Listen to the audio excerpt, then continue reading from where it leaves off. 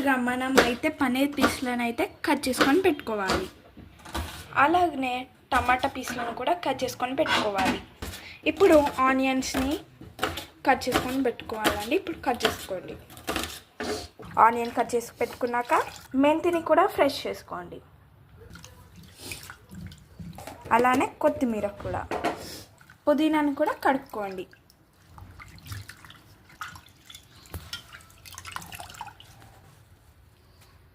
నేను మీకు చెప్పడం మర్చిపోయాను.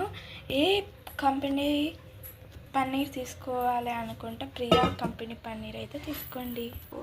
ఇప్పుడు టమాటాస్ని అయితే ఉడకపెట్టుకోవాలి. సాల్ట్ వేసుకొని ఉడకపెట్టుకోవాలి.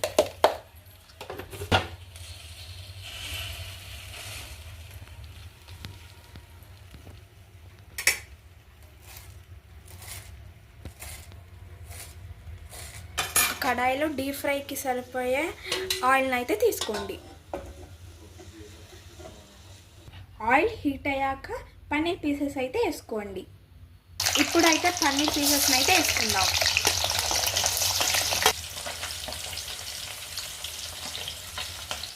లో ఫ్లేమ్లో పెట్టి డీప్ ఫ్రై చేసుకోండి. చూడండి, ఇలా అయ్యాక మనము ఒక ప్లేట్లోకి అయితే తీసుకోండి.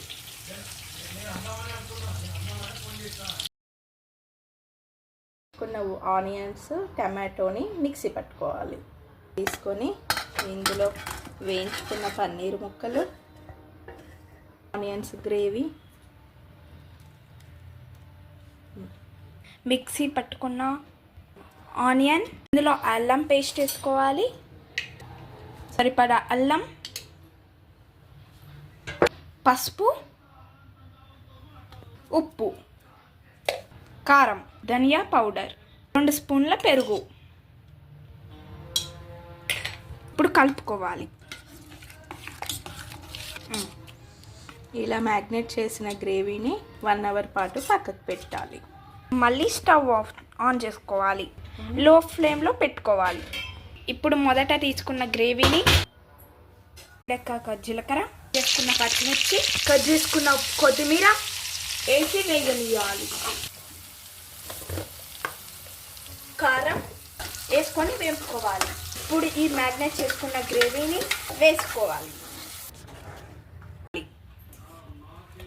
కలుపుకున్నాక పైనుంచి నెయ్యి వేసి మంట లో ఫ్లేమ్లో పెట్టుకొని 5 నిమిషాలు ఉంచాలి. ఆయిల్ పైకి వచ్చేంత వరకు వేడి చేయాలి.